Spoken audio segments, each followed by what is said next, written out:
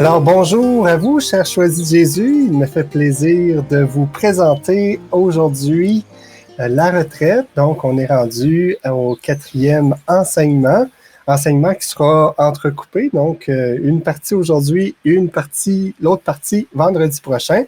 Et puis, cet enseignement porte sur la purification. Donc, la retraite des choisis, nous avons tous besoin de purification. Première partie. Donc, j'y vais, je ne tarderai pas plus que ça, et puis je vous laisse tout simplement écouter la retraite des choisis. Et je dis bonjour en passant à ceux qui se sont connectés, Navida, Béatrice, Carlos, Daniel, Frances, Chantal, Josiane, Lisby, Eric, voilà, donc Louisa, je vous salue. Et on s'en va tout de suite avec la retraite des choisis de Jésus. Donc, bonne écoute. Et puis, je pense que je vais vous reprendre un petit peu à la fin, là, même si c'est un peu long. Ça va être une demi-heure. Donc, voilà. Bonne écoute. Et puis, à tout de suite. C'est d'accueillir mon amour. Bon après-midi à chacune et à chacun. Prendre la parole après le repas du midi, c'est toujours prendre un risque. Parce qu'il y a toujours des dangers de réussir à en endormir quelques-uns. Et ça me rappelle toujours l'expérience que j'avais vécue lorsque je suis passé au Luxembourg. Pas le soir, parce que le soir, il y avait 300 personnes. Nous étions dans une paroisse où le prêtre était très charismatique. J'avais l'impression de revivre nos soirées qu'on avait vécues avec le père Jean-Paul Régimbal. Mais là, dans l'après-midi, la publicité n'avait pas fonctionné. Il y avait une rencontre de cédulés et nous nous sommes retrouvés avec 10 personnes. Puis on a commencé par dire le chapelet et durant le chapelet, il y en a 2 qui ont tombé endormis. Alors, quand j'ai commencé à parler, j'avais 10 personnes en avant de moi, j'en avais 2 qui dormaient. Alors, j'ai voulu les réveiller, j'ai essayé de... Puis, le monsieur ouvrait un œil de temps en temps, mais la madame, elle, il n'y avait rien à faire. Elle dormait d'un sommeil profond. Elle s'est réveillée pour le dernier tiers de la conférence. Et lorsqu'elle est venue pour quitter, elle m'a dit, « J'ai eu la confirmation que vous êtes un homme de Dieu. » Ah oui? J'ai dit, comment ça? Bien, elle dit, si vous aviez été un franc-maçon, là, j'aurais jamais pu dormir de même.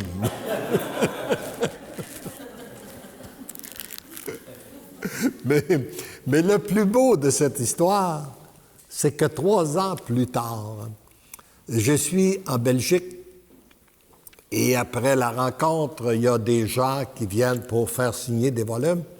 Il m'arrive un monsieur qui vient faire signer son volume et il me dit, « Moi, depuis 3 ans que je vous connais, je communie pour vous et votre mission tous les jours. » Oh oui, c'était la première fois que je me faisais dire ça. Ça m'a fait chaud au cœur. Je lui ai demandé, « Mais où m'avez-vous rencontré? » Il dit, « Au Luxembourg. » Ah oui? Le soir, il dit, « Non, l'après-midi. » Alors pour moi, c'est une confirmation qu'avec le Seigneur, on n'a pas à juger nous-mêmes ce qui a réellement de la valeur ou pas. Et parfois, une rencontre peut nous paraître manquée, alors que lui, il est capable d'en tirer des grandes choses. C'est un peu ce qu'il fait d'ailleurs avec notre vie. Parfois, on a l'impression que notre vie est manquée. Quand on la remet entre ses mains, il en tire des grandes choses. C'est la même chose qu'il va faire avec nos enfants. Si on croit qu'on a manqué notre coup, qu'on a fait une erreur, on lui donne, puis lui, il en fait des belles choses avec.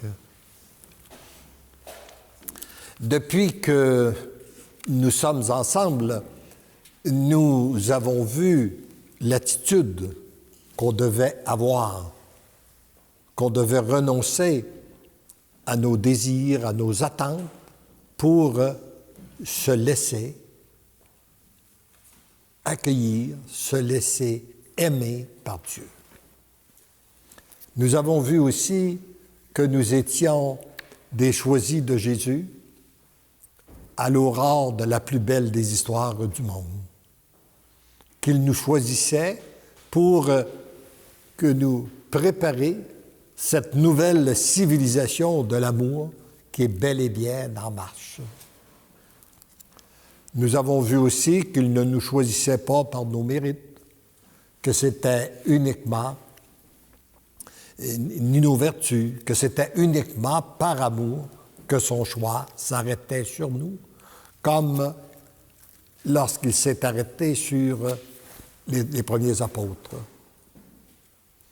Nous avons vu aussi que pour répondre à son appel, notre oui devait être total, inconditionnel et irrévocable, et que nous étions entièrement libres de lui donner ou non. Maintenant, nous avons vu aussi que le monde nouveau allait se construire avec des cœurs totalement purs. Ce qui veut dire que nous avons donc tous besoin d'être purifiés. Parce que nous partons d'un monde qui a voulu se construire sans Dieu. Vous savez, moi je vois l'humanité comme étant sur une grande frontière entre deux grandes civilisations.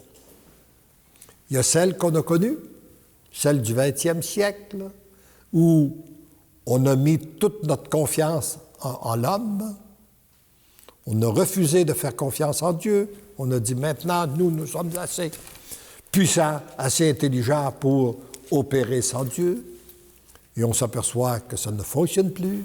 Et là, nous nous préparons, nous entrons tranquillement dans une nouvelle civilisation qui est celle de l'amour, où nous devons mettre toute notre confiance en Dieu.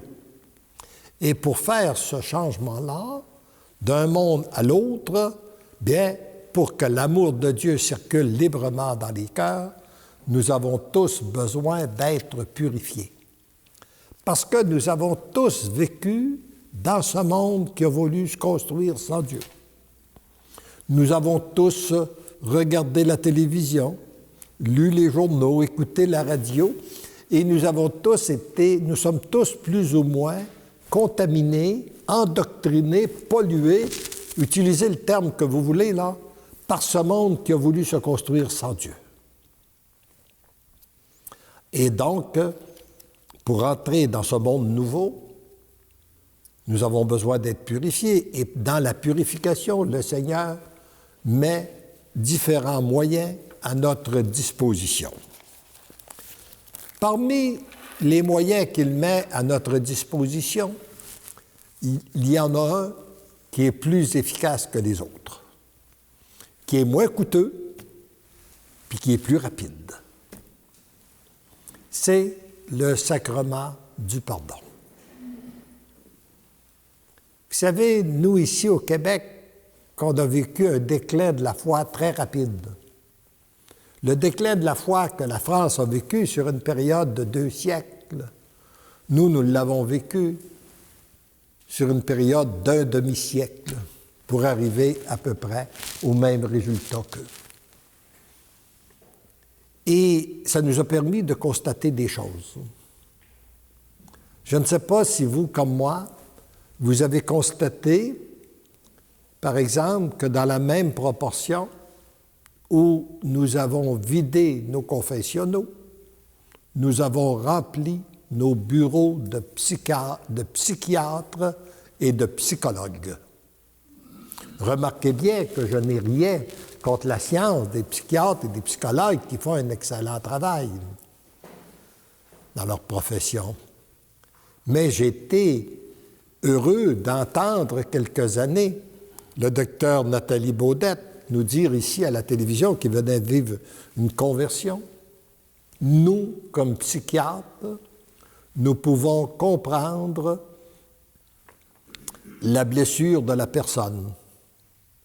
Nous pouvons souvent découvrir les causes. Nous pouvons l'accompagner pour qu'elle puisse vivre avec, mais seul Dieu peut la guérir. Il y a un autre psychiatre chrétien qui a dit si j'avais un prêtre dans mon bureau qui confessait tous mes clients, je perdrais dès la première visite 90% de mes clients. Parce que 90% des problèmes psychologiques viennent des problèmes de l'âme. Les personnes ne sont pas en paix avec elles-mêmes, ne sont pas en paix avec leur entourage, elles ne sont pas en paix avec leur Dieu. Elles ont l'âme troublée. Voyez-vous, encore là, c'est très facile à comprendre, c'est simple. Nous sommes des êtres créés par Dieu pour retourner à Dieu et vivre en harmonie avec lui. Et lorsque nous nous coupons de Dieu par le péché, cela crée une division en nous. Et cette division-là, nous la reproduisons dans nos relations avec les autres. On a vu aussi l'éclatement de nos familles. On pourrait dire que dans la même proportion que nous avons abandonné la pratique religieuse, nous avons vu l'éclatement de nos familles, des couples.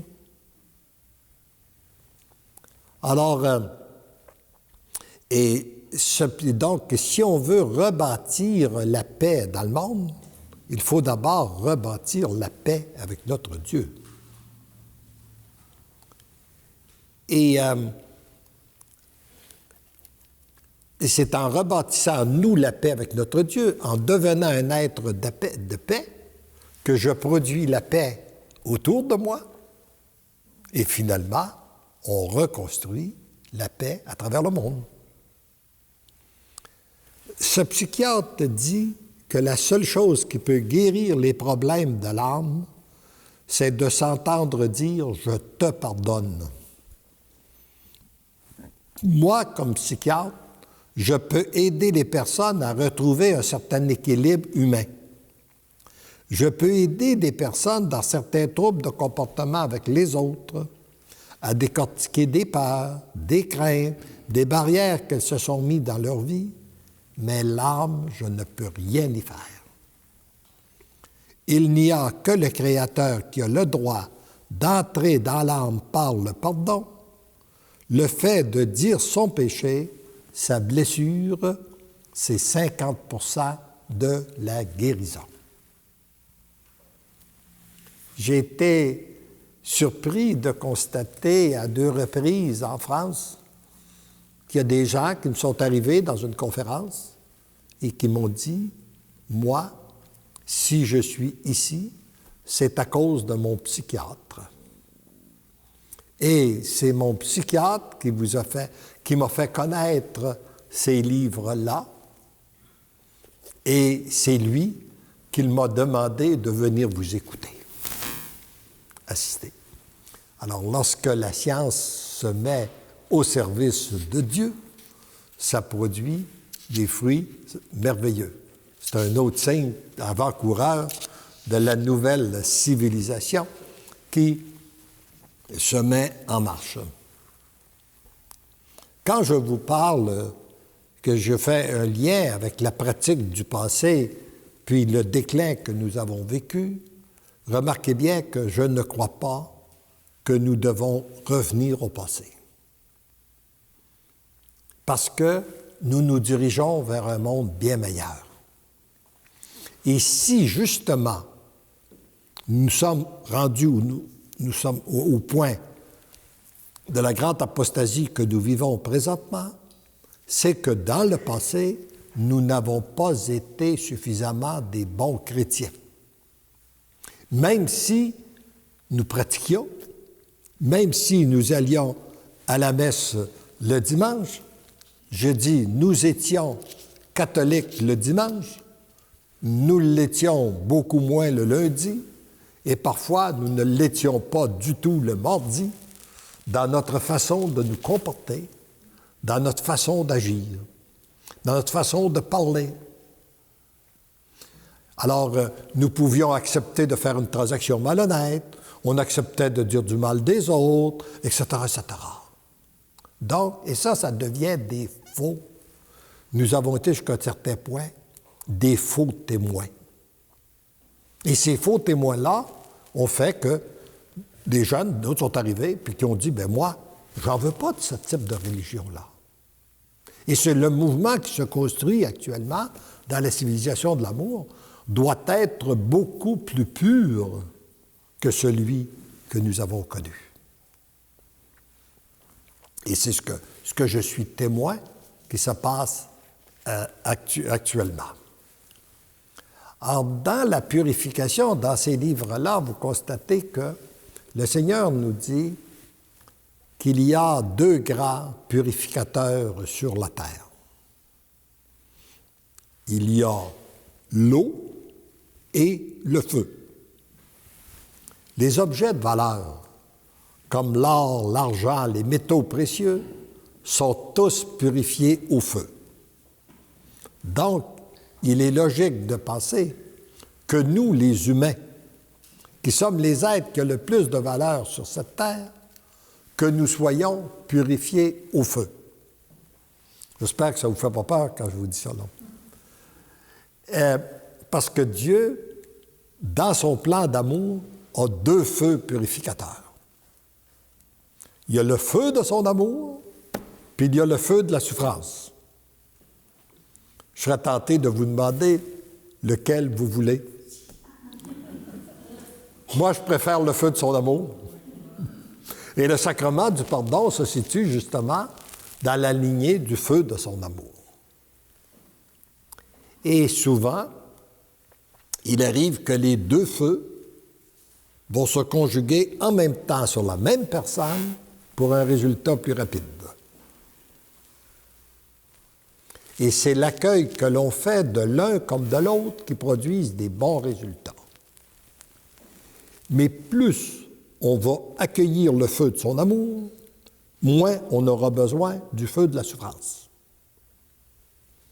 Mais moins on accueille le feu de son amour, plus on va avoir besoin du feu de la souffrance.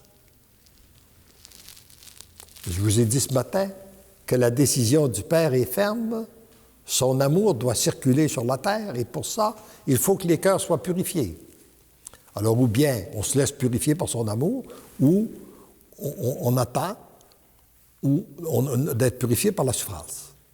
Mais souvent, les 2 se conjuguent en même temps. Et dans l'accueil que l'on fait de l'un comme de l'autre, c'est un peu comme la pluie. On pourrait comparer aussi qu'il y a la pluie. Pour que la plante devienne belle, elle a besoin de journées de pluie, elle a besoin de journées ensoleillées. La souffrance, l'amour. Mais la terre qui n'accueille pas la pluie ne devient pas féconde. La pluie qui tombe sur du béton ne produit rien, sauf peut-être arriver à briser un peu le béton. Mais elle ne pénètre pas le sol, elle ne rend pas le sol fécond. Mais la pluie qui descend, qui pénètre dans le sol, rend le sol fécond. C'est la même chose au niveau de la souffrance. Une souffrance qui n'est pas accueillie, c'est une souffrance c'est comme de la pluie qui tombe sur le béton, ça ne produit rien. Mais lorsqu'elle est accueillie, elle devient féconde et elle produit en nous une purification. Et lorsque nous sommes purifiés, que ce soit par le feu de son amour ou par le feu de la souffrance, ça nous approche du cœur de Dieu. Et en nous approchant du cœur de Dieu, ça produit une nouvelle paix, une nouvelle joie, un nouveau bonheur, comme on l'a vu ce matin, un petit coin du paradis qui s'ouvre. Le Seigneur m'a confirmé cet enseignement-là qui est dans les volumes lors de mon premier voyage en France, qui, en passant, au mois d'août prochain, je serai à mon 23e voyage en Europe, depuis 2001. Et alors, après avoir exposé, c'est ce que je viens l'exposé que je viens de vous faire là sur les deux feux, à la fin de la conférence, il y a une dame qui est venue me voir. Puis elle me dit, priez pour moi. Et je vois la dame écrasée sous le poids de la souffrance. Priez, priez pour moi parce que je souffre, je souffre, je souffre. Et elle ajoute, ça fait 6 ans et demi que mon mari est mort. Depuis ce temps-là, j'ai eu tel et tel malheur. Et là, elle me donne un chapelet de malheurs qu'elle avait vécu. Et finalement, pour me dire, ce sont mes enfants qu'ils ne veulent plus me voir. Donc, vous avez remarqué dans mon langage, moi, j'aime mieux utiliser le mot « accueillir » qu'accepter. Parce que dans le mot « accepter », il y a souvent le sens « résignation ». J'ai pas le choix, il faut que je l'accepte. Hein? Bien, et puis c'est un peu comme lorsqu'on arrive à quelque part. Moi, en arrivant ici, je me suis senti accueilli. À travers vous, je me sens accueilli. Je me sens beaucoup mieux que si je me sentais accepté. Alors, voyez-vous la différence entre accueillir et accepter. Mais là, je trouvais le mot « accueillir » trop fort. Je lui ai dit, « Madame, avez-vous accepté la mort de votre mari? »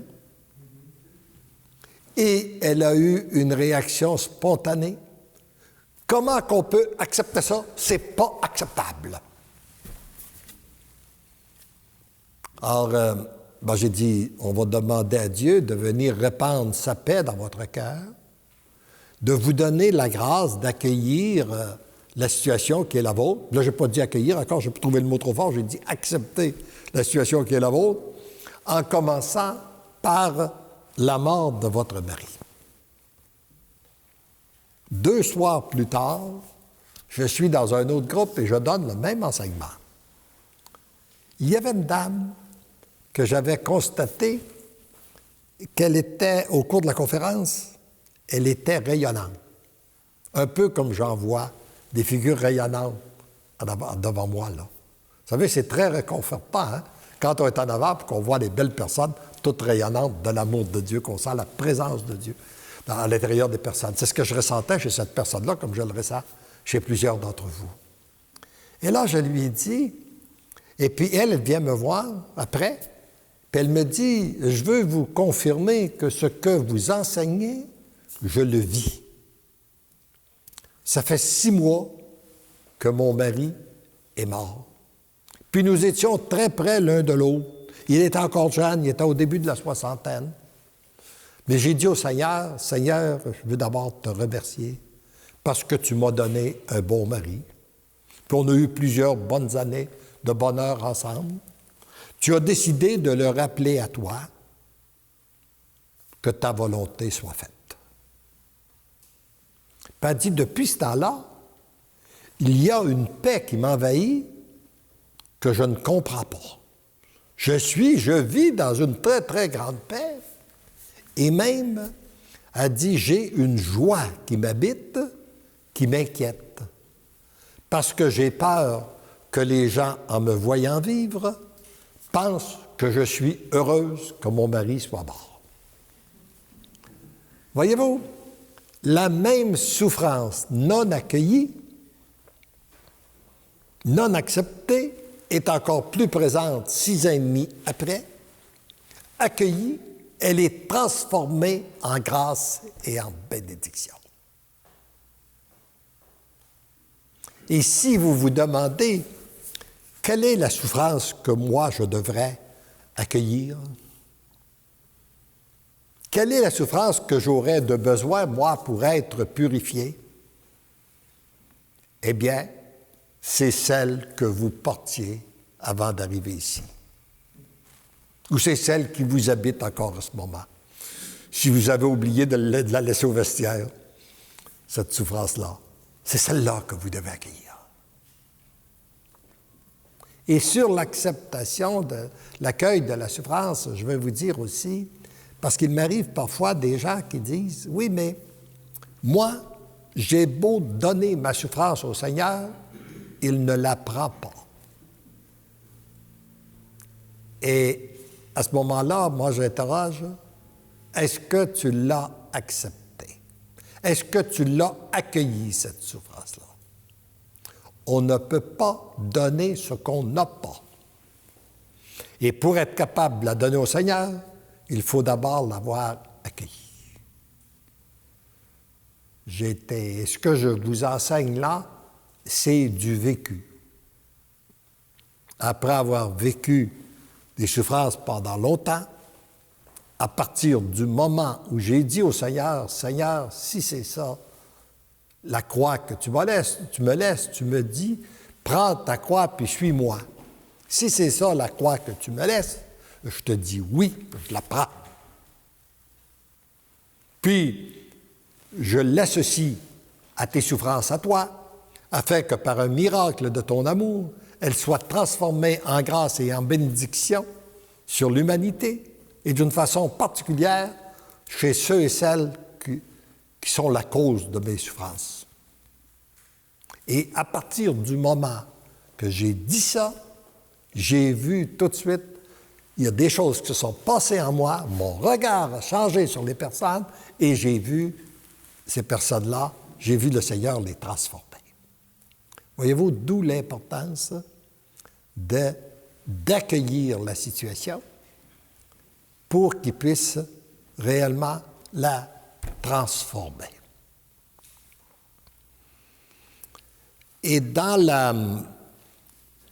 on trouve aussi dans ces enseignements-là qu'il veut nous utiliser en même temps qu'il nous purifie, qu'on se laisse purifier par lui, il veut nous utiliser pour purifier la terre. Imaginez, il n'aurait pas besoin de nous, il est capable de le faire seul. Mais notre Dieu, il est comme ça. Il veut nous utiliser pour rejoindre les autres et pour accomplir son action. À ce moment-là, il fait des coups doubles. Parce qu'en même temps que l'autre personne est rejointe, nous, ça nous fait grandir dans notre foi. Alors, il dit, voici de quelle façon que tu peux que je peux vous utiliser. D'abord, après que vous avez donné votre oui, que vous vous laissez purifier, vous permettez à l'amour de Dieu de vous pénétrer. Et l'amour de Dieu, en étant en vous, elle passe à travers vous pour rejoindre les autres. Parfois même à votre insu. Parfois même sans rien dire. Juste par un regard. Comme disait quelqu'un dans son témoignage, par le regard, je vois Dieu. Hein? Simplement par un regard, la personne se sentant aimée, se sentant accueillie. Alors, et l'amour de Dieu qui passe à travers nous, ça crée un courant d'air frais sur la terre. Ça crée un courant d'amour nouveau qui passe à travers nous pour rejoindre les autres. Et qu'est-ce qui vient des autres? On fait quoi avec? Si c'est beau, si c'est bon, on l'accueille. Puis on l'offre au Père pour sa gloire. Quelqu'un qui vous dit, mesdames, vous êtes belles, dites pas non. Accueillez-le. Dites oui, je te remercie. Et offrez-la au Père. Vous êtes une créature de Dieu, comme la fleur, elle ne peut pas s'attribuer. Vous ne pouvez pas vous enorgueillir d'orgueil d'être belle. Ben non, c'est le Seigneur qui vous a fait, c'est pas vous. Alors accueillez-le pour l'offrir au Père, comme la rose qu'on lui dit qu'elle est belle. Elle n'a pas les mérites de dire, ben voici ce que je suis. Non, non, c'est le Seigneur qui l'a fait. On l'accueille, puis on l'offre au Père pour sa gloire. Si c'est mauvais, on fait quoi avec? On l'accueille, puis on l'offre au Père pour que ce soit purifié. Puis là, il m'a donné une image à quelle vitesse on devait procéder pour tout accueillir et tout présenter au Père. Il dit, souviens-toi lorsque tu allais à l'école et que vous faisiez la chaîne pour entrer le bois à l'automne, là, dans la remise. La bûche de bois, aussitôt arrivée, aussitôt donnée, aussitôt arrivée, aussitôt donnée. Il dit, c'est à cette vitesse-là que je veux que tu accueilles tout et que tu donnes tout, Père.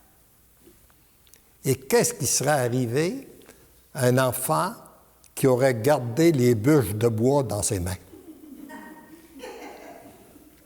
Il empêchait le bois d'entrer dans la remise et lui, il écrasait sous le poids du fardeau. Vous n'avez pas l'impression que ça nous ressemble parfois, ça? Quand on commence à écraser sous le poids du fardeau, on garde les bûches plutôt des offrir au Père. On a dit un mot de la relation dans notre rôle de parent. Une souffrance chez un enfant, on la garde, on le porte, plutôt de l'accueillir puis de le présenter au Père. Alors, puis c'est ça que Jésus nous a enseigné. Remettez-moi vos fardeaux, vous trouverez que mon joug est léger. Alors, on accueille, puis on lui offre. Donc, voilà. On arrête ici pour aujourd'hui avec cette image forte de passer, d'accueillir et puis de donner. Que ça passe entre mes mains et que je ne sois pas écrasé sous le poids de la souffrance, tout simplement. Je vous laisse, bien sûr, peut-être lire les commentaires. Là, je vois qu'il y a beaucoup de personnes qui ont commenté. Je trouve ça magnifique, ce que vous avez commenté. C'est vraiment extraordinaire. Je voyais aussi qu'il y a quelques personnes qui posaient des petites questions. Pourquoi suis-je dans tel état ou quoi que ce soit? Bien, des fois, de poser la question, c'est d'y répondre. Hein? C'est de mettre devant nos yeux ce que je suis en train de vivre et de faire cela. Ben à ce moment-là, je peux tout simplement l'accueillir et puis l'offrir. C'est tout simplement ça. Donc, merci d'avoir été là. Et puis, on se dit, pour ma part, on se revoit dimanche. Et demain, ben voilà, c'est congé. Et continuez de prier pour la retraite qui se donne en Suisse allemande avec Léandre. Donc, encore à 13h45, là, on sera là pour cette retraite-là via un moyen de communication qui s'appelle WebEx. Donc, d'ici là, ben, passez une excellente fin de journée, une excellente fin de soirée, une bonne nuit. Et puis, on se revoit dimanche. Et je vous dis à bientôt. Bye.